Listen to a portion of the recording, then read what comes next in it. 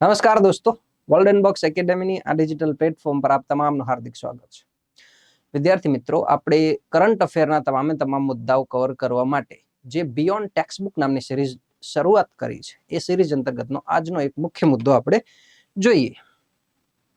તો આજનો જે મુદ્દો છે વિદ્યાર્થી મિત્રો, એક યુએનની સંસ્થા સાથે જોડાયેલો છે અને બીજું એ ડે સ્પેશિયલ એટલે કે કોઈ દિવસ, ખાસ દિવસની જે ઉજવણી બાબતેનો એક મુદ્દો છે એની સાથે સંકળાયેલો એક મુદ્દો છે.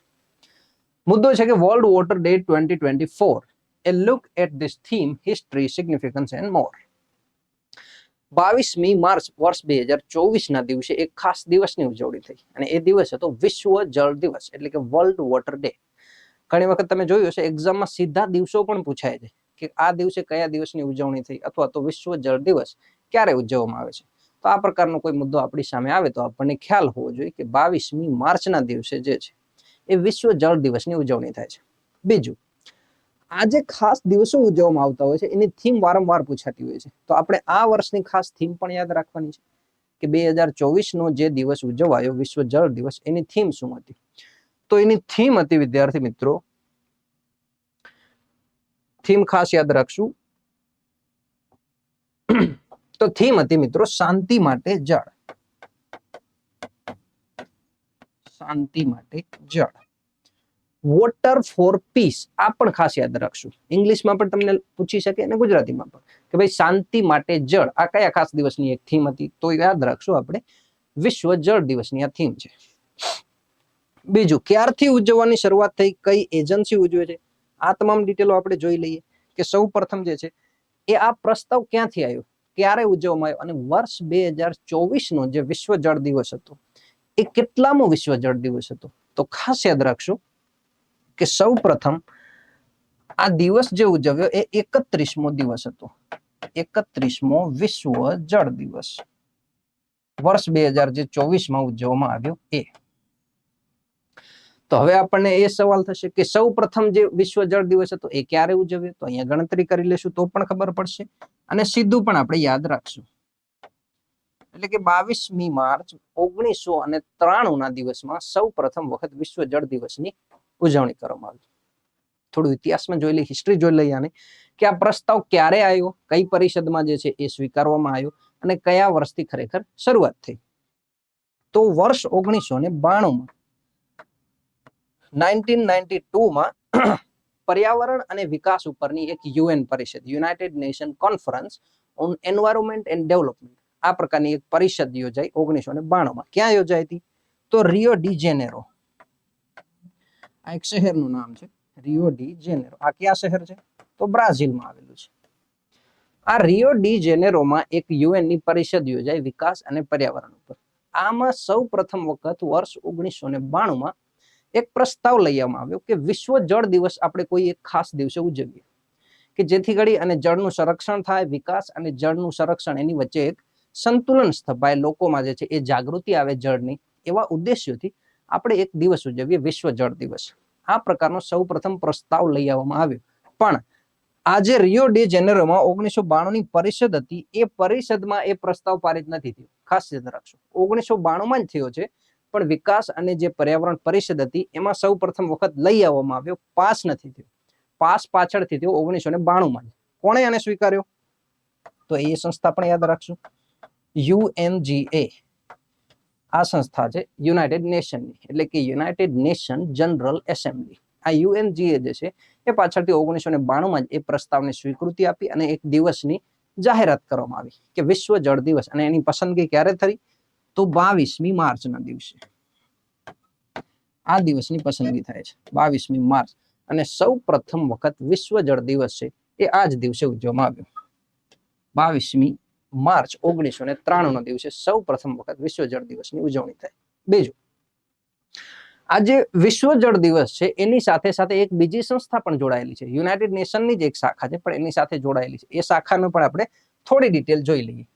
તો આપણે જોયું કે ભાઈ વોટર ફોર પીસ એટલે કે શાંતિ માટે જળ. વિવિધ દેશો વચ્ચે સંઘર્ષ ન થાય એ મુદ્દાને આપણે ધ્યાને રાખી અને હાલથી જ જળનું સંરક્ષણ શરૂ કરી દઈએ તો ભવિષ્યમાં જે છે એ જળને લઈને આપણે યુદ્ધો ના જોવા પડે, એવા ઉદ્દેશ્યથી વર્ષ 2024ની જે આ થીમ છે એ વોટર ફોર પીસ રાખી. આ થીમ કોણે તૈયાર કરી? એ પણ જોઈ લઈએ. તો એ સંસ્થા જોઈએ યુએન ની, તો એ સંસ્થા છે મિત્રો યુએન વોટર.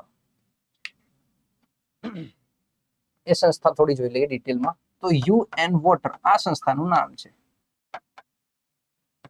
આ યુએન વોટર જે છે એ દર વર્ષે જે છે આ પ્રકારની થીમો તૈયાર કરે છે. કોના માટે? વિશ્વ જળ દિવસ માટે. એ થીમો પણ તૈયાર કરે છે અને સાથે સાથે યુએન ના જેટલા પણ વિશ્વ દેશો જે છે એ વિશ્વના દેશો એમાં સભ્યો બનેલા છે. એ તમામે તમામ સભ્ય દેશોમાં વિશ્વ જળ દિવસની ઉજવણીની એક પ્રભારી કે સંચાલન સંભાળનાર જો કોઈ સંસ્થા હોય તો એ આ સંસ્થા છે. એટલે કે આની જવાબદારી રહેશે કે એ દિવસે જે છે આંતરરાષ્ટ્રીય સ્તરે આ દિવસની વ્યવસ્થિત ઉજવણી થાય, લોકોમાં જે છે અવેરનેસ ફેલાવવામાં આવે જળ સંરક્ષણ. આ તમામે તમામ જે ગતિવિધિઓ હાથ ધરવામાં આવશે એના માટેની એક પ્રમુખ જવાબદાર જો કોઈ સંસ્થા હોય તો યુએન વોટર છે. યુએન વોટર વિશે થોડી ડિટેલ જોઈ લઈએ. તો યુએન વોટરની સ્થાપના ક્યારે થઈ?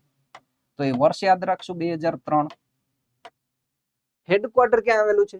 તો હેડક્વાર્ટર આવેલું છે વિદ્યાર્થી મિત્રો જીનેવામાં, સ્વિટ્ઝરલેન્ડમાં. મોટા ભાગની જે યુએન એજન્સીઓ છે અથવા જે આંતરરાષ્ટ્રીય સંસ્થાઓ હોય છે, જે ઇન્ટર ગવર્મેન્ટલ હોય છે, એના આપણે હેડક્વાર્ટર જોઈએ છે લગભગ તો જીનેવામાં હોય છે. એ જ પ્રકારે આ યુએન વોટરનું હેડક્વાર્ટર પણ ક્યાં છે? Geneva, Switzerland. તો આટલી ડિટેલ જે છે એ આપણે આ એક ખાસ દિવસની યાદ રાખશું. વિશ્વ જળ દિવસની ખાસ આટલી ડિટેલ આપણે યાદ રાખશું કે સૌ પ્રથમ ક્યારે ઉજવવામાં આવ્યો, પ્રસ્તાવ કોણે સ્વીકાર્યો, કયા વર્ષથી શરૂઆત થઈ, વર્ષ 2024 નો જે દિવસ હતો એ કેટલામો હતો, અને સૌ પ્રથમ કઈ બીજી સંસ્થા. તો આ ડિટેલ જો તમારે સ્ક્રીનશોટ લેવી હોય તો લઈ શકો છો. કોઈ વિદ્યાર્થી મિત્રોએ કમેન્ટ બોક્સમાં પણ લખેલું છે કે ભાઈ તમે એક સાઈડ રહેજો તો અમે થોડા સ્ક્રીનશોટ લઈ લઈએ. ચલો આ ડિટેલ આપણે હવે ખાસ યાદ રાખશું. આગળ વધીએ તો ગઈકાલે તમને જે સવાલ પૂછ્યો તો વિદ્યાર્થી મિત્રો એ સવાલનો જવાબ જોઈ લઈએ. તો નીચેનામાંથી કયો પાસ જવાહર ટનલ તરીકે પણ ઓળખાય છે? તો આ જવાહર ટનલ તરીકે જે ઓળખાતો પાસ છે એ પાસનું નામ છે બનિહાલ પાસ. તો બનિહાલ પાસની પણ થોડી આપણને ડિટેલ ખ્યાલ હોવી જોઈએ. તમારો સાચો ઉત્તર હતો બી, બનિહાલ પાસને આપણે જવાહર ટનલ તરીકે ઓળખીએ છીએ. બીજું, આ બનિહાલ પાસ છે એ કઈ પર્વત શ્રૃંખલાનો જે હિસ્સો છે? તો એ પીર પંજાલ પર્વત શ્રેણીનો હિસ્સો છે. બીજું, જમ્મુ ને શ્રીનગર સાથે જોડતી એક આ ટનલ છે, જે રસ્તો છે એનો આ ભાગ છે બનિહાલ પાસ. આટલી ડિટેલ આપણે એની પણ યાદ રાખશું કે ભાઈ જમ્મુ ને શ્રીનગર સાથે જોડે છે, અને બીજું પીર પંજાલ પર્વતમાળા છે એનો આ હિસ્સો છે. આગળ વધી આજના સવાલ તરફ. તો આ છે તમારા માટે આજનો સવાલ કે ભાઈ ન્યૂ મુરે ટાપુ તેની રચનાના ઘણા વર્ષો પછી સમુદ્રમાં અદ્રશ્ય થઈ ગયું છે. આ છે કરંટની જે છે એ ઘટના છે કે ન્યૂ મુરે એક ટાપુ હતો, કયા સાગરમાં હતો, કયા બે દેશો વચ્ચે હતો એ આપણે જોવાનું છે. તો એ ન્યૂ મુરે ટાપુ જે છે એ બે દેશો વચ્ચે વિવાદમાં હતો. એ કયા બે દેશો વચ્ચે વિવાદમાં હતો એ તમારે જે સવાલનો ઉત્તર છે એ કમેન્ટ બોક્સમાં લખવાનો છે. કરંટની ઘટના એ છે કે એ ટાપુ સમુદ્રમાં પાછો ગરકાવ થઈ ગયો છે, અદ્રશ્ય થઈ ગયો છે, એ વિવાદ સમાપ્ત થઈ ગયો છે. પણ એ કયા બે દેશો વચ્ચે વિવાદ હતો એનો તમારે ઉત્તર આપવાનો છે કમેન્ટ બોક્સમાં. તો દરેક વિદ્યાર્થી મિત્ર આ કમેન્ટ બોક્સમાં આનો ઉત્તર આપવાનો છે. ના ખ્યાલ હોય તો આપણે ગૂગલ પર જઈને ચેક કરી લઈશું. બીજું, આ જ પ્રકારના જો મુદ્દા તમારે ભવિષ્યમાં પણ જોવાના હોય તો આ પ્રોગ્રામને થોડું જે છે એ તમારે વધારે રીચ સુધી પહોંચાડવાની જવાબદારી નિભાવવી પડશે. વધુ લોકો સુધી જે છે એ આ તમારે પહોંચાડવાનો રહેશે. આ બધી તમામે તમામ ડિટેલ એનાલિસિસ કરવા માટે એક આખી ટેકનિકલ ટીમ કામ કરતી હોય છે, અને એ ટીમનું મનોબળ અને પ્રોત્સાહન વધે એ પણ આપણે ખાસ જોવાનું હોય છે. તો આ જ પ્રકારના રોચક અને નવા મુદ્દાઓ સાથે આપણે આવતીકાલે મળીએ છીએ. જય હિન્દ, જય ભારત.